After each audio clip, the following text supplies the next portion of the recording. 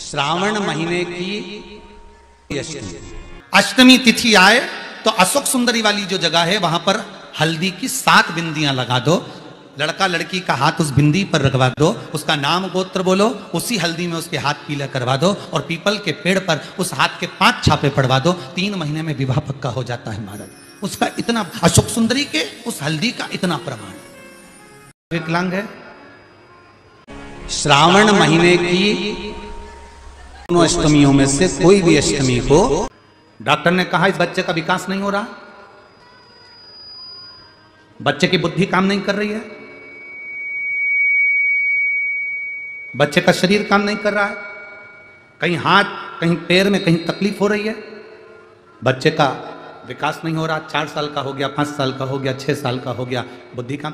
उस जगह पर भी आप बच्चे से कहोगे ना बेटा शिव जी को जल चढ़ाने जा रहे हो ना, तो ये जो 2 चरण है ना जहां से पानी बहता वहां स्पर्श कर आया करो और पानी पिया करो चढ़ाने के बाद। आप 15 दिन 20 दिन उस बच्चे से करवा कर देखो, कितना भी माइंड से हम यहाँ तक कहेंगे जिस बच्चे की कोई शरीर में विकास नहीं और बच्चा कहीं पड़ा रहता है, मुंह में से राल टपकती रहती है, उस बच्चे के लिए भी अगर ये प्रयोग करोगे तो 2 से 3 महीने में वो बच्चा अपने आप धीरे धीरे शरीर का विकास होना प्रारंभ हो जाएगा। हर महीने आता, जब आपके हृदय में कभी कोई बात आ जाए कि बाबा आज मेरा मन ये कह रहा है और आपको सुनना है बाबा, आपको स्वीकारना है बाबा, आपको मेरे मन की बात जानना है बाबा, बस हाथ में चंदन लगाया, बेलपत्री का भाग इस तरह से पकड़कर शिव जी से अपने हृदय की बात कहकर, मेरे देवादिदेव महादेव से दिल से कहकर, अशोक सुंदरी वाली जो जगह होती है आपको बताया है, अशोक सुंदरी का जो स्थान होता है ये शिवलिंग या अशोक सुंदरी की जगह, इस बेलपत्र को अशोक सुंदरी वाली जगह पर जहां शिवलिंग है, शिवलिंग की साइड पर पहले नंबर की पत्ती का मुख होना चाहिए, बस उसको रख दीजिए और उस पर थोड़ी देर हाथ रखकर अपने हृदय की बात मेरे महादेव को दिल से कहकर आ जाइए। अष्टमी या अगला प्रदोष या अगली शिवरात्रि जब आती है, मेरा महादेव आपकी मनोकामना का भाव पूर्ण कर लेते हैं। डालियां भी फूलती हैं, पशु पक्षी जानवर जलचर थलचर सब फूलते हैं। श्रावण शिव को प्रिय है।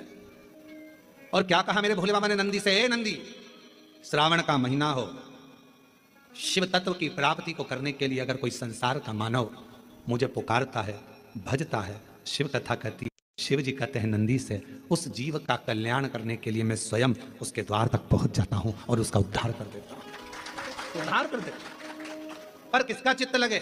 सावन में भी कई लोग ऐसे हैं जिनका चित्त नहीं लग पाएगा, क्योंकि सावन का महीना होता है तो कमाई के स्रोत भी ज्यादा हो जाते हैं। जीजियों की साड़ियां बिकने लगती हैं, फैशन का सामान बिकने लगता है, पर्स मोबाइल बिकने लगता है, सामान बिकने लगता है, क्योंकि उस समय व्यापार भी बढ़ता है। व्यापार इसलिए बढ़ता है क्योंकि भगवान भी चाहता है कि तेरा मन मुझसे हट जाए, व्यापार में लग जाए, क्योंकि भगवान को मालूम, हमने पहले भी कथा में कहा है, बच्चे को माँ गोदी में तभी तक रखती है जब बच्चा खिलौने से नहीं खेलता, खिलौने से खेलने लगेगा माँ नीचे उतार देगी। उसी तरह भगवान तुमको अपने पास जब तक बुलाता है, जब तक तुम्हें अपना बनाकर रखता है, और भगवान देख लेता है कि अब धीरे धीरे मेरे को इसको धन देना है, वैभव देना है, ये खिलौने से खेलना चालू करेगा, गाड़ी लाएगा, घोड़ा लाएगा, मकान बनाएगा, फर्नीचर बनाएगा, उसमें लग जाएगा तो मेरे मंदिर आना छोड़ देगा, और मंदिर आना छोड़ दिया तो एक दिन मुझे धीरे धीरे, मैंने एक बार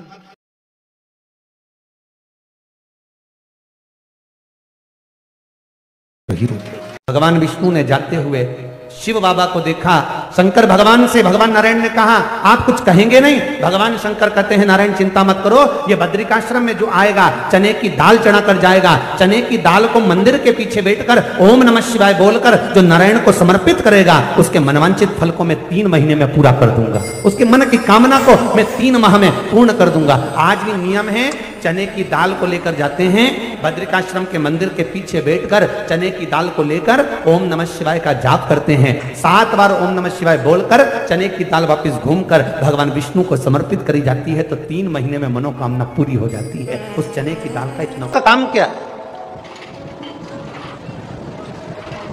शंकर भगवान ने क्या केवल एक ब्रह्मा जी का सिर काटने के लिए काल भैरव को प्रकट करा? केवल एक कार्य के लिए ब्रह्मा जी ने, भगवान शिव जी ने काल भैरव को प्रकट करा?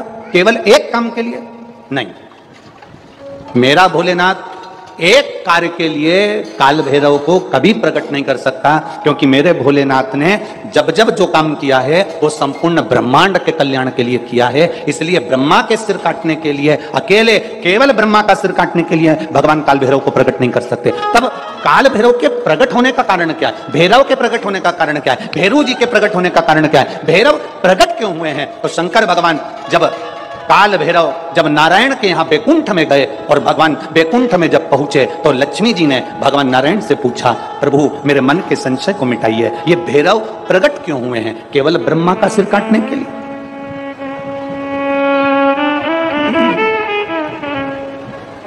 क्या ये ब्रह्मा जी का सिर काटने के लिए प्रकट हुए?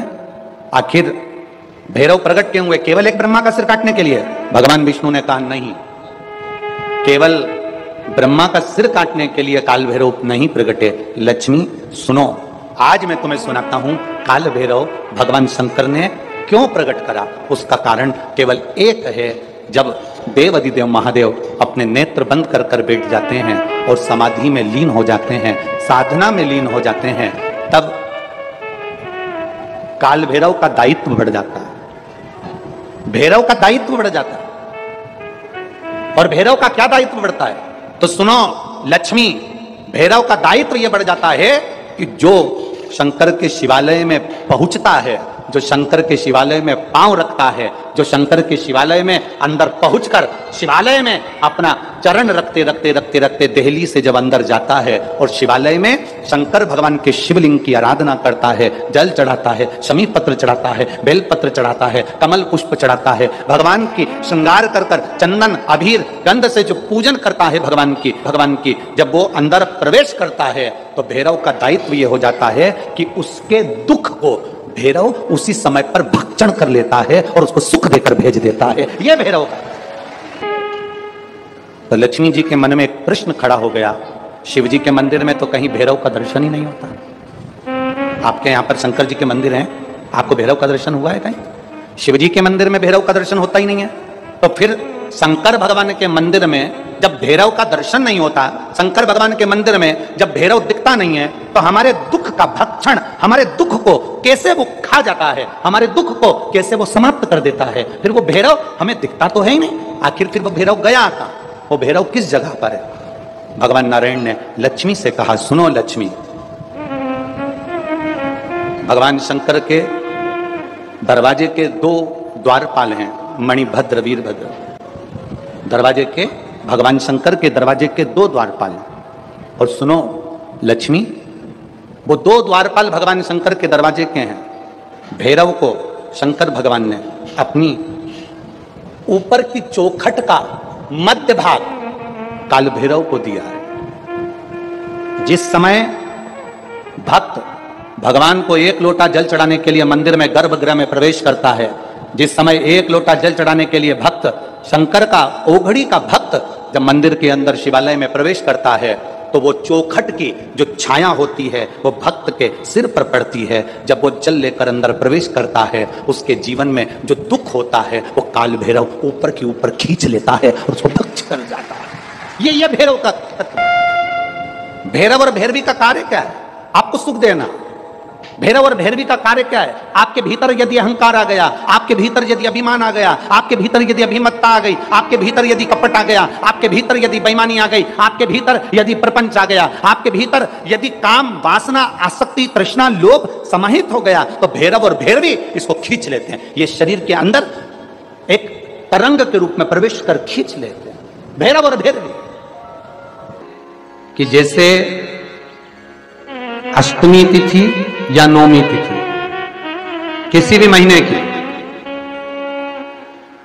चाहे शुक्ल पक्ष की हो चाहे कृष्ण पक्ष की हो, अष्टमी और नौमी तिथि, ये 2 तिथियां ऐसी हैं, मान लो तुम्हारा पैसा तुमने किसी को दिया, 5 लाख, 4 लाख, 3 लाख, 10 लाख, 8 लाख, 2 लाख, 50,000, 25,000, 20,000, 40,000, और वो पैसा नहीं दे रहा, आप हार गए कह कर, फोन लगा कर, भैया दे दे रे, परेशानी है, दे दे रे भैया, हम तो परेशान हो गए, और हार गए, नहीं मिल रहा, बहुत परेशान।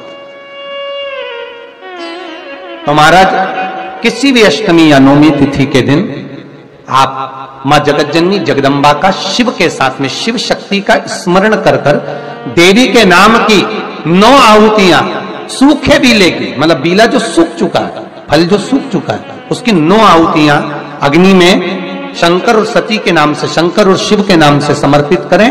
और आखिरी आहुति जो समर्पित करें उसमें थोड़ा सा भाग तिल का, और तिल भी काली नहीं चढ़ती उसमें, श्वेत तिल का भाग उसके साथ लगाकर समर्पित करे और जिससे धन लेना है उसका नाम लेकर वो समर्पित करे महाराज, उसको सुध आएगी और वो पैसा किसी भी हाल में आपके हाथ में थमाकर जाएगा ही।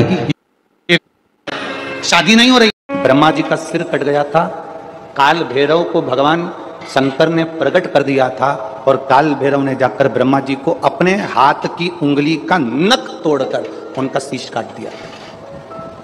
काल भैरव, जब काल भैरव ने शीश काट दिया, काल भैरव का आदर सम्मान सत्कार सभी देवताओं ने किया। भैरव क्षेत्र का देवता होता है।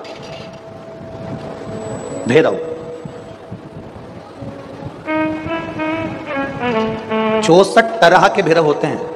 कितने तरह के? 64। 64 तरह के भैरव होते हैं और 64 तरह के भैरव, जितने भैरव होते हैं उतनी भैरवी होती है, क्योंकि शिव के साथ शक्ति जरूरी है, भैरव के साथ भैरवी जरूरी है, क्योंकि भैरव शंकर भगवान का एक अंश रूप है, क्योंकि शिव ने उसको प्रकट किया। हाँ, दुनिया के लोग भले भैरव जी को बदनाम करने में लगे, ये तो शुरू से चला रहा है। भैरव जी को कोई बीड़ी पिला देता है, कोई सिगरेट पिला देता है, कोई कह देता है कि भैरव बाबा को तो बीड़ी दे दो, भैरव बाबा को तो सिगरेट दे दो। ये ढोंग और प्रपंच मेरे शंकर की कथा में नहीं है।